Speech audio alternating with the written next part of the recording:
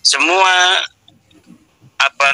dalil-dalil, hujah-hujah yang disampaikan oleh para peneliti atau bukan peneliti, pembela nasab Balawi itu hanya berkutat-kutat pada teori epistemologis tentang surah dan istifadah, yang itu semua sudah dibantah oleh saya berdasarkan hujah daripada Ibnu Hajar bahwa innan nasaba mimma yasbutu bil istifadah illa ayyasbuta ma yukhalifu, bahwa istifadah itu memang bisa, hanya sekedar bisa ya. Istifadah itu bukan sesuatu yang mutlak. Apa di ijma' ulama bahwa nasab itu bisa digunakan dengan surah istifadah. Surah istifadah itu adalah di dalam ilmu persaksian, syahadah, itu masuknya adalah syahadah yang paling rendah. Ada nasab, ada nikah, ada kematian, itu bisa diisbat oleh surah dan istifadah, oleh hanya mendengar dari orang. Tapi kalau dukun, beranak atau bidan bisa menyaksikan apa lahirnya si cabang bayi, maka dia lebih kuat daripada sekedar orang kampung yang mendengar tentang kelahiran seseorang. Ini sebenarnya demikian. Jadi sang bidan dan sang dukun bayi yang melihat betul-betul apa lahirnya sang bayi, itu lebih kuat kesaksiannya daripada hanya tasamu, dengar mendengar. Nah itu jadi dengar mendengar itu hanya bisa digunakan. Atau tentang kematian bisa isbat, artinya disaksikan oleh orang yang bersaksi di depan pengadilan dengan hanya dia dapat mendengar dari orang. Tetapi seorang dokter yang mengetahui dengan ilmunya bahwa seseorang ini betul mati atau tidak, itu lebih kuat daripada hanya orang yang mendengar. Dalam pernikahan menurut ulama fikih adalah sebagian dari hal-hal yang bisa diisbat dengan tasamu, syuhra wal istifadah. Hanya mendengar bahwa si A telah kawin dengan si B, itu boleh bersaksi di depan pengadilan, boleh bersaksi ketika ada yang bertanya, tidak dianggap berbohong.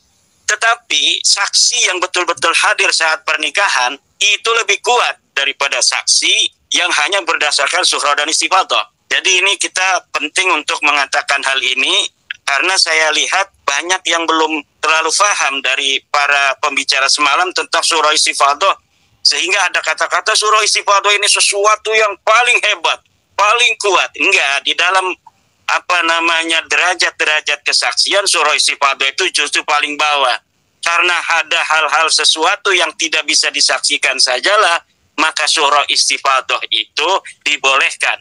Jadi surah istifadah itu dia bisa untuk dijadikan satu tools untuk mengisbat nasab, untuk menjadi kesaksian hanya karena lil hajat. Sesuatu yang disyariatkan karena adanya hajat, itu kedudukannya sangat rendah sekali sebenarnya. Tetapi sepakat para ulama dari 4 madhab bahwa surah istifadah dengan segala kelemahannya itu dapat digunakan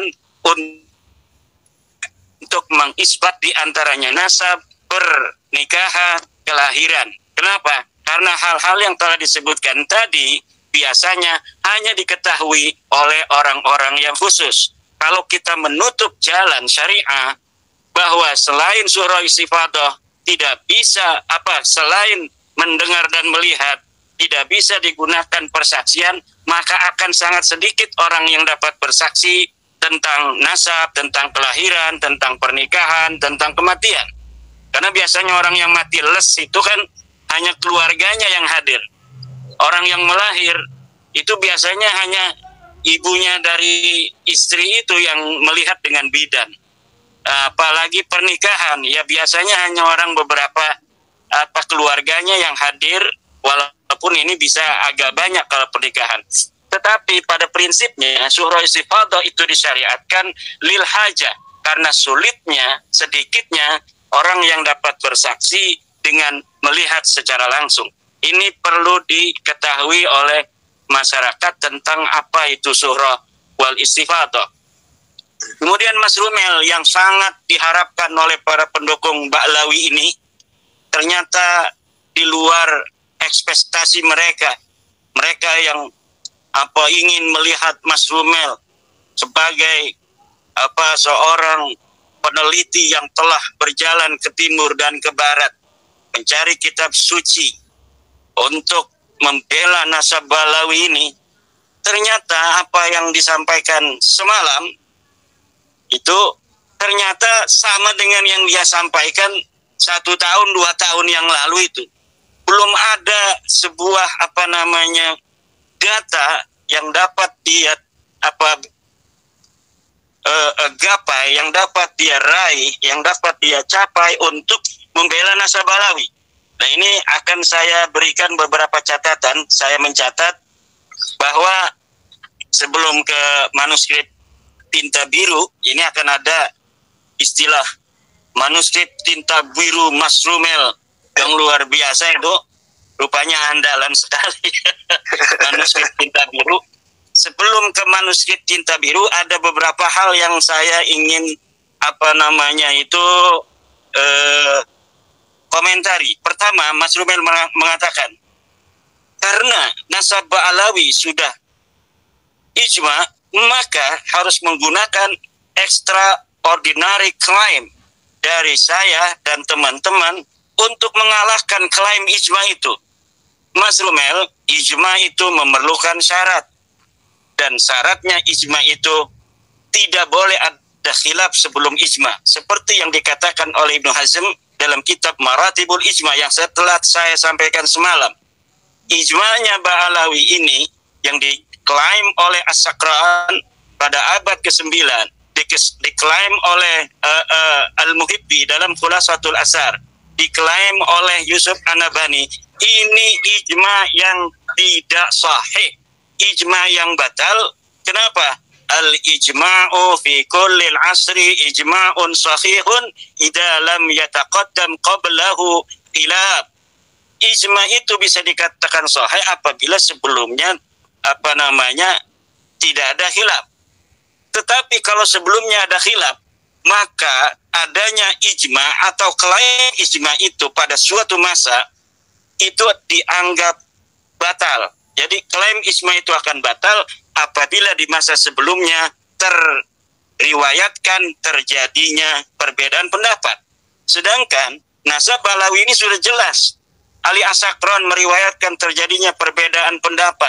Ulama-ulama Ba'lawi lainnya meriwayatkan adanya Ali bin Jadid pergi ke Basra, Ubaidillah pergi ke Basra. Ini berarti bahwa keluarga Ba'lawi, nasab Ba'lawi itu sejak awalnya sudah ada khilaf. Maka ketika sejak awal sudah ada khilaf, maka ijma itu, klaim ijma yang ada di abad 9 oleh Ali As-Sakran, kemudian dilanjutkan oleh Al-Muhibbi, dilanjutkan oleh An-Nabhani, itu klaim ijma yang batil. Klaim ijma yang batil karena ijma itu selain dia mempunyai syarat tidak boleh adanya khilaf, ijma juga harus disyaratkan memiliki mustanad. Kalau mustanadul ijma di dalam ilmu fikih adalah Al-Quran dan hadis, maka mustanadul ijma di dalam ilmu riwayat haruslah ada riwayat-riwayat yang bisa kita akses untuk kita bisa mengklaim bahwa adanya ijma. Seperti misal di kitab Tahdhibul Ansab Ubaidillah disebut anak Imam Ahmad. Di dalam kitab Muntaqilah disebut Ubaid anak Imam Ahmad. Banyak kitab yang mengatakan itu. Maka barulah itu klaim ijma itu masuk akal.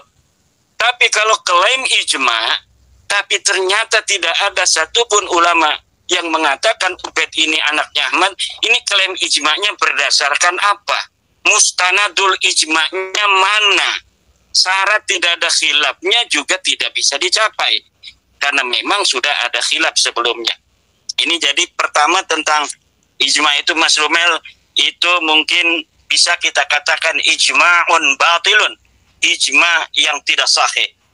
Yang selanjutnya tentang kata Mas Rumel, apa yang didengar di masa lalu belum tentu ditulis. Maka apa yang kita akses sekarang, itulah yang harus kita olah-olah. Ini saya jadi curiga kalimat ini. Apa yang ada di masa lalu, apa yang didengar di masa lalu, belum tentu ditulis. Apa yang kita akses sekarang, itulah yang harus kita olah-olah. Jadi ketika tidak ada mencari manuskrip Balawi, rupanya Mas Rumel akan mengolah-olah apa yang ada hari ini untuk bagaimana caranya bisa mensahihkan nasab Balawi ini.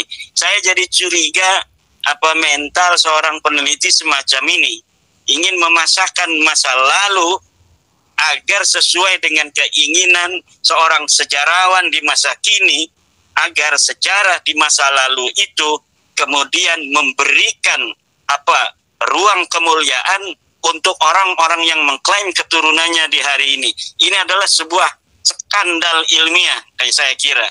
Kalau misalnya seorang peneliti berpikir bahwa masa lalu dapat dirubah dari hari ini dengan merubah kesejarahannya. Apa-apa yang kita bisa gapai hari ini kita harus olah agar terkesan masa lalu itu sesuai dengan apa yang diinginkan oleh penulis di hari ini. Ini saya kira harus dicurigai bersama ini oleh para mukibin ya. Kemudian Mas Rumel juga mengatakan Al-Mu'jam Ibnul Muqri tahun 381 menyebut nama silsilah seorang yang bernama Asyarif Abu Muhammad Al-Alawi.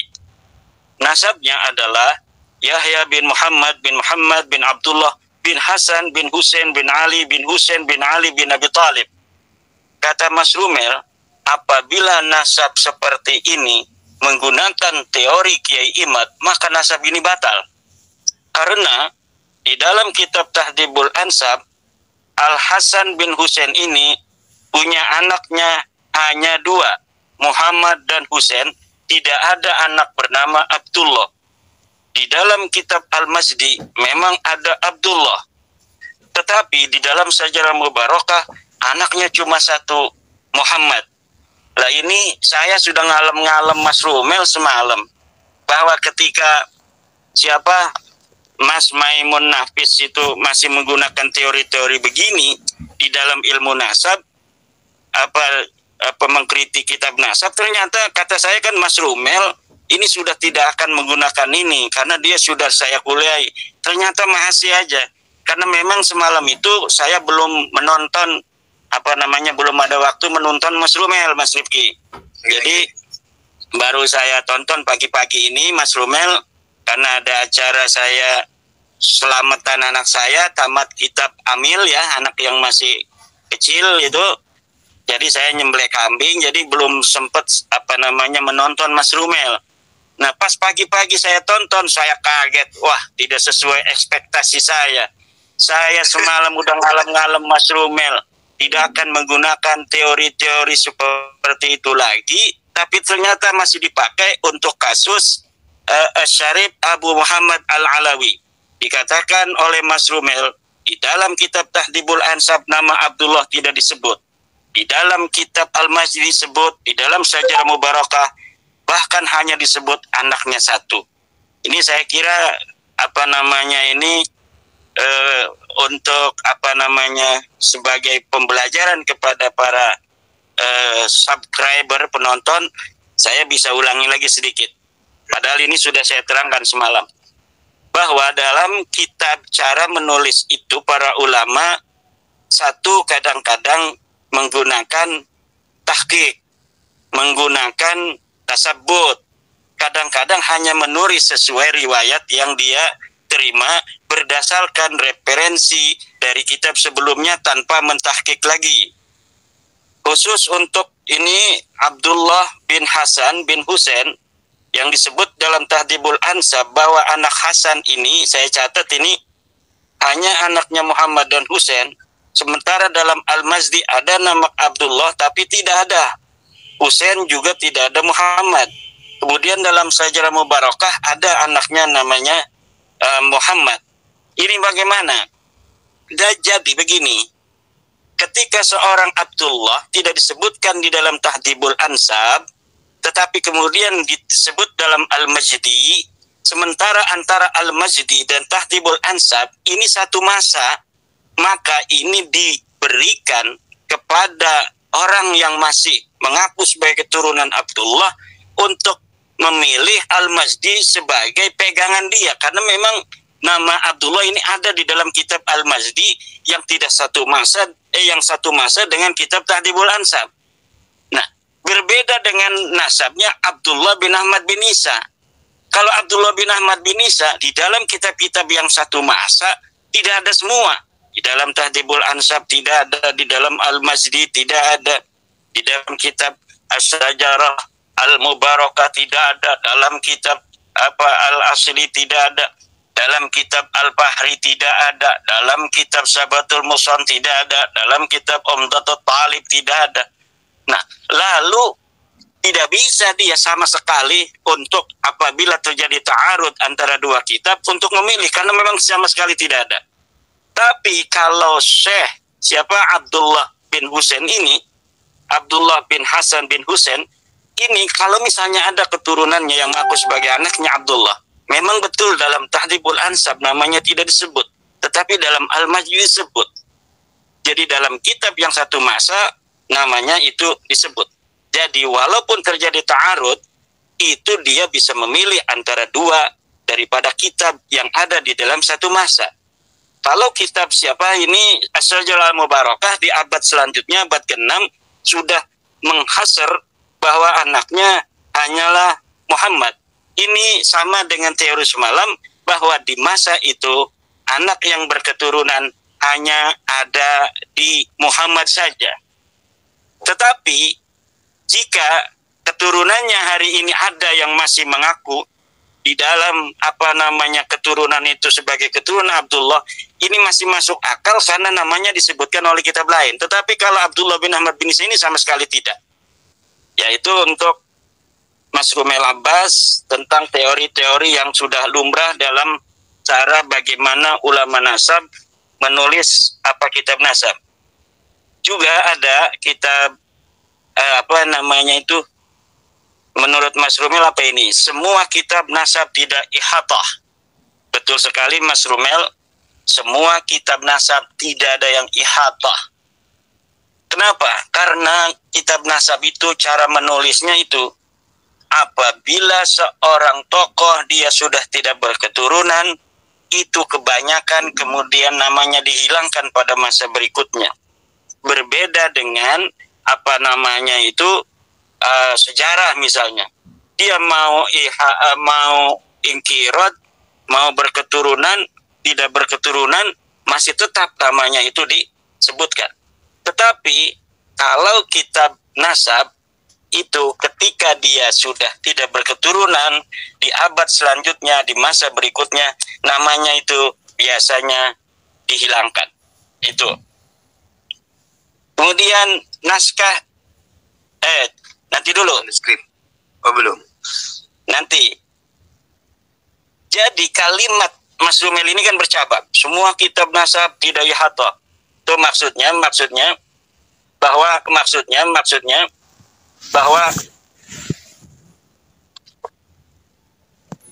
bahwa walaupun nama Abdullah ini tidak disebutkan, maka bukan berarti Abdullah ini tidak ada. Cuma karena kitabnya itu ditulis tidak ihata.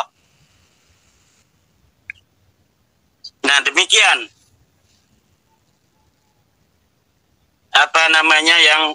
Sebentar, ini ada parkir ini. Iya. Kemudian naskah Ibrahim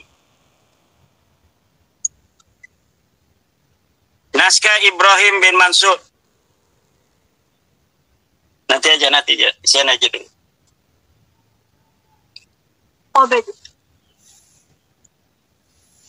Naskah Ibrahim bin Mansur katanya As-Sajarah Al-Mubarakah ditemukan oleh Ibrahim bin Mansur. Jadi ada naskah lagi selain naskah yang ada di Turki yang ditemukan oleh Mahdi Rojai, namanya naskah As-Sajarah Al-Mubarakah yang ada di Saudi Arabia, Ibrahim bin Mansur. Menurut Mas Rumel, manuskrip As-Sajarah Al-Mubarakah versi Ibrahim bin Mansur mirip dengan Umdatul Talib. Lalu hubungannya dengan manuskrip Sajarah Mubarakah kita itu apa? Tidak ada hubungannya. Kita sekarang hari ini telah memiliki kitab versi cetak berdasarkan manuskrip yang jelas yang ada di Turki, berdasarkan seorang muhakkik yang terpercaya namanya Mahdi Rojai, berdasarkan perusahaan yang terpercaya, penerbit namanya Al-Mar'asi, berdasarkan manuskrip yang jelas penulisnya namanya Wahid bin Syamsuddin, berdasarkan tahun yang jelas disebutkan 820. Berdasarkan semua itu, maka versi Sajarah Mubarakah yang ada hari ini kita bisa akses, tidak bisa diganggu-gugat lagi. Kemudian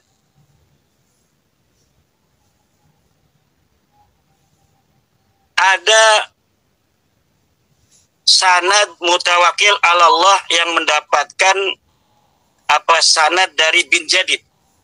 Nah, mutawakil Allah yang mendapatkan sanad dari Ali bin Jadid maksudnya apa? Dikemukakan.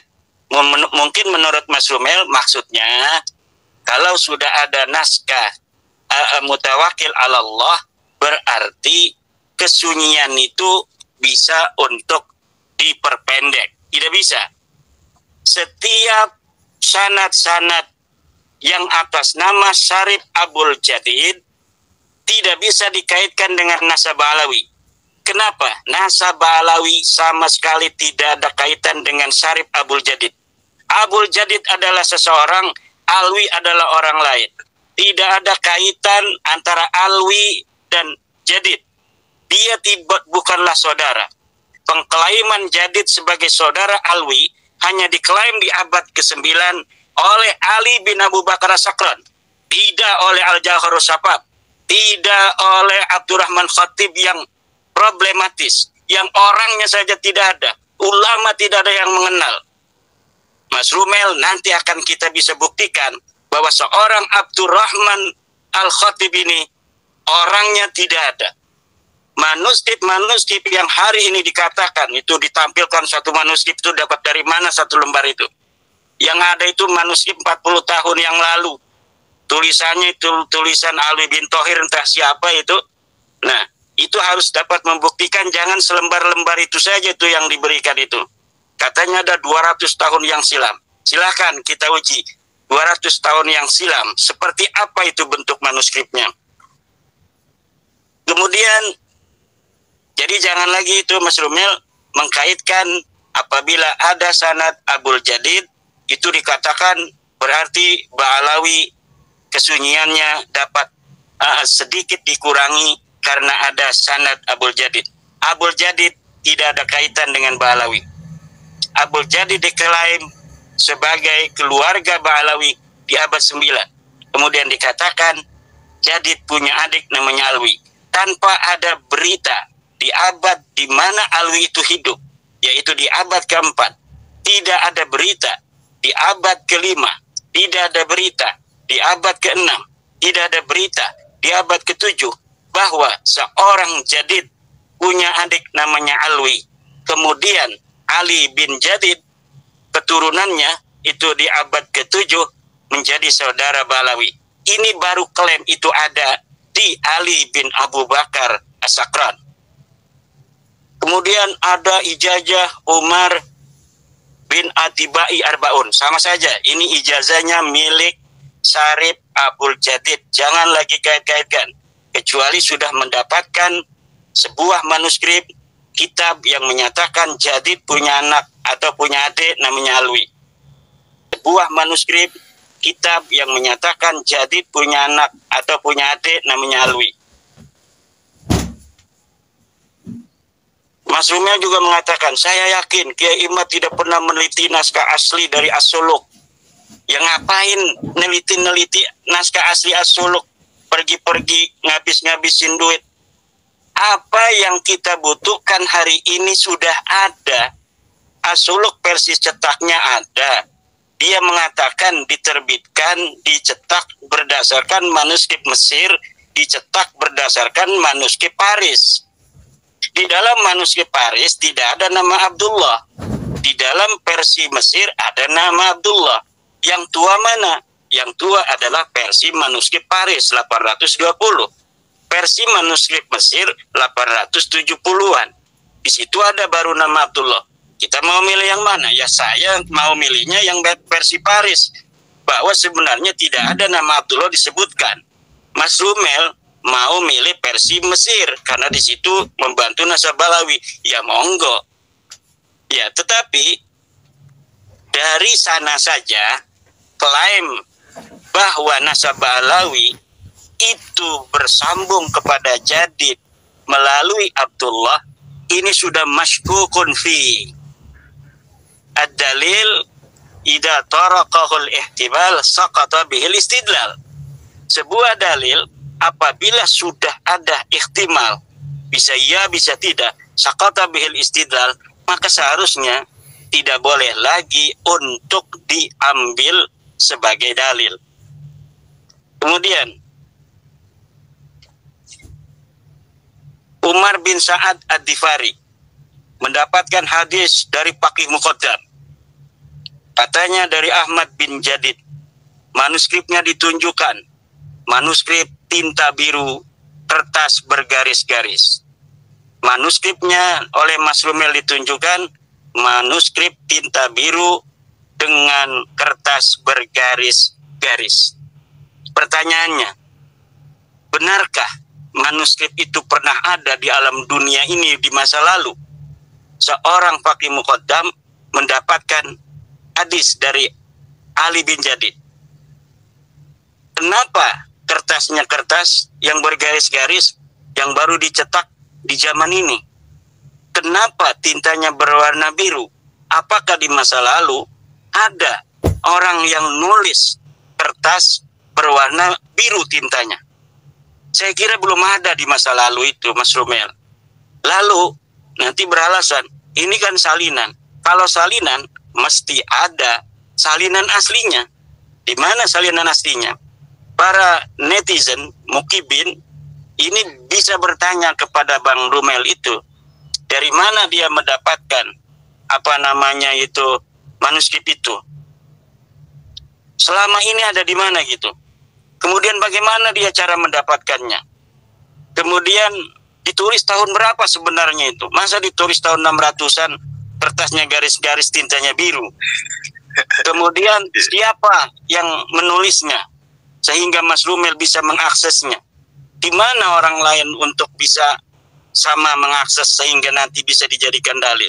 Gak bakal bisa dijawab itu. Kenapa? Karena memang manuskrip itu manuskrip palsu. Faqih Muqaddam tidak pernah bertemu dengan Ali bin Jadid. Ali bin Jadid tidak pernah punya murid namanya Faqih Muqaddam. Lihat di dalam kitab As-Suluk. Faqih Muqaddam siapa Ali bin Jadid disebutkan siapa guru-gurunya. Di As-Suluk 732 sudah ada. Muridnya siapa-siapa sudah ada semua. Mertuanya saja Semudafi dicatat. Adiknya Abdul Malik dicatat. Tetapi seorang murid bernama Faqih Muqaddam tidak pernah dicatat. Lalu bagaimana seorang yang tidak pernah dicatat sebagai murid Ali bin Jadid, tiba-tiba dia punya sanad yang katanya mendapatkan sebuah hadis daripada Ali bin Jadid? Siapa ini yang bikin manuskrip ini? Apakah Mas Rumel? Atau orang lain yang membuat, kemudian Mas Rumel mengambil dari orang lain itu? Sebenarnya saya sudah mempunyai tuduhan. Karena apa? Tulisan yang tertera itu mirip dengan tulisan seseorang di masa lalu, di tahun 1960-an, yang saya mempunyai manuskripnya juga. Cara menulis alifnya mirip, cara menulis lam alifnya juga mirip. Tetapi kita tidak boleh mendahului untuk menuduh. Hanya berdasarkan kecocokan, berdasarkan kemiripan, Jawabannya sudah ada di saya, tetapi kita tunggu Mas Romel untuk menjawab. Dari mana dia mendapatkan manuskrip Baqi Muqaddam yang katanya mempunyai sanad hadis kepada Ali bin Jadid. Manuskripnya disebut manuskrip tinta biru, kertas garis-garis. Kemudian ada beberapa hal lagi. Nasab Alawi informasinya tertib, kata Mas Romel nih. Ketika masing-masing dicari, ternyata masing-masing tabaqat itu gak ada yang bertentangan. Mas Romel nyarinya di mana? Kata Nasab Alawi kan Ubaid anaknya Ahmad. Coba nemu dari mana itu? Kan bertentangan.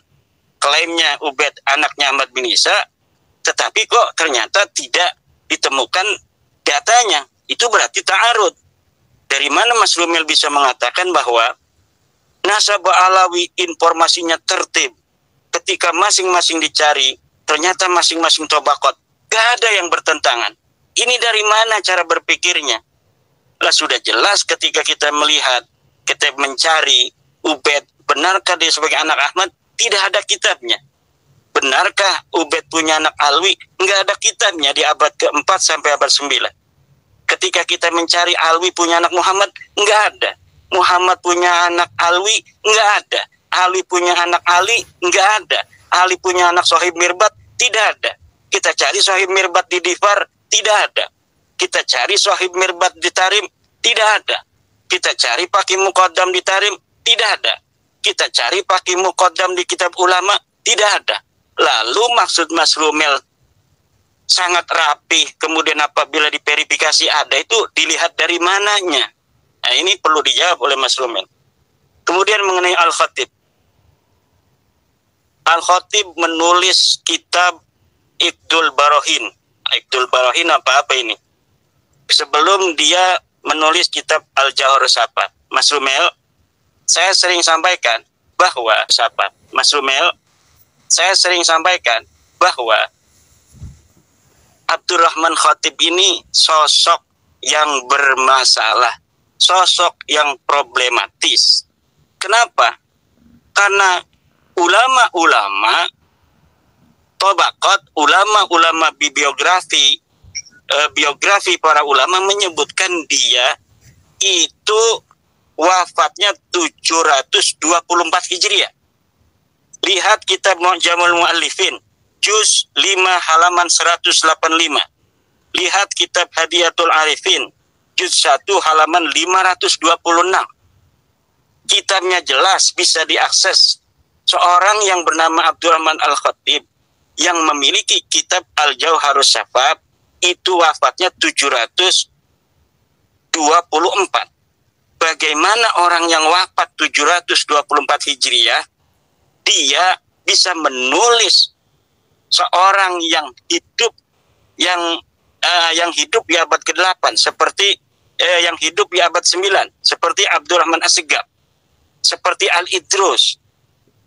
Bagaimana orang yang sudah meninggal di dalam kitabnya ada nama-nama Balawi. Kalau kita mau konsisten bahwa Abdurrahman ini memiliki kitab Al-Jawharus Safab, di dalam tradisi Balawi katanya Al-Jawharus Safab pengarangnya namanya Abdurrahman Khatib, meninggalnya 855. Ulama mana, saya tanya, yang pernah menuliskan seorang yang bernama Abdurrahman Al-Khatib yang punya kitab Al-Jawharus Safab meninggal 855? Tidak ada. Inilah yang saya katakan, kenapa saya selalu mengatakan tuduhannya kepada Ali As-Sakrat. Karena kitabnya sudah jelas, kemudian apa titik mangsanya jelas, wafatnya 895, kitabnya sudah dicetak, muntasir fi anha'il alam, kita bisa akses bersama. Maka ujung tuduhan itu kepada sesuatu yang bisa diakses bersama. Kalau Al-Jawharus Safab nggak ada yang bisa mengakses. Orang kediriannya saja kitab Al-Jawharus Safab itu tidak jelas, pengarangnya saja tidak jelas. Maka sesuatu yang tidak jelas, Mas Romel, kita abaikan. Andai pun betul dia itu 855 wafatnya, dia itu muridnya Abdurrahman Segaf. Kalau murid Abdurrahman Segaf, juga muridnya Hasan Muallim Jamalul Lail, berarti dia ini ada subjektivitas dengan nasab Ba'alawi. Maka walaupun dia bukan Ba'alawi, ini kita masukkan satu genre, dia sebagai naskah internal yang tidak bisa menguatkan nasab Ba'alawi dan tidak bisa disebut sebagai naskah eksternal. Bisalah disebut semi internal atau juga semi eksternal. Nah, sesuatu yang 50-50 begini, kediriannya saja tidak jelas. Naskahnya aja baru 40 tahun. Kemudian pengarangnya aja tidak jelas. Ulama mengenalnya dia wafat 724 Hijriah. Tapi kenapa di dalam naskah Ba'alawi disebut 855? Ini dulu diselesaikan, baru kita bisa jadikan Al-Jawhar Syafaf sebagai teman setia dari Al-Burqatul Musiqah. Nanti kita bisa katakan Dwi Tunggal Nasab Ba'alawi, Al-Jawhar Syafaf dan Al-Burqatul Musiqah. Tapi sampai saat ini Mas Rumel, kita harus konsisten di dalam beristidlal. Sesuatu dalil itu harus nyata, dalilnya harus ada bukti materialnya, dalilnya harus jelas. Kalau Al-Jawhar Syafaf tidak jelas. Nah, inilah yang terakhir yang dapat disampaikan oleh Mas Rumel Abbas, Kang Rifki. Jadi hanya berdasarkan satu, naskah atau manuskrip tinta biru. Yang kedua, kembali ke Jawhar Syafaf di abad 9. Dan itu pun belum jelas. Hal-hal yang sangat dinantikan oleh para mukibbin, adanya manuskrip di abad 4, 5, 6, 7, 8 itu jauh panggang daripada api. Dan inilah hakikat dari nasab Ba'alawi. Secara metode ilmu nasab tidak bisa diterapkan karena dia tidak bisa diisbat dengan kitab, karena tidak ada kitab yang menerangkan tentang nasabnya selama 550 tahun.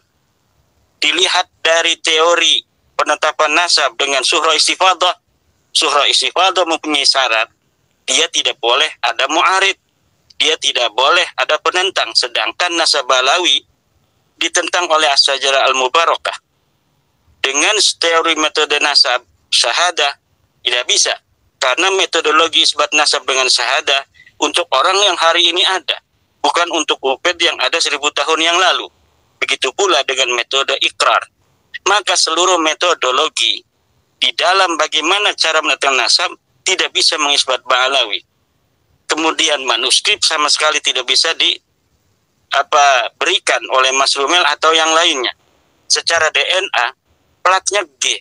Sudah jelas menurut para peneliti sampai hari ini bahwa plat G itu bukanlah keturunan orang Arab. Kalau orang Arab keturunannya harus plat J1. Ya demikian.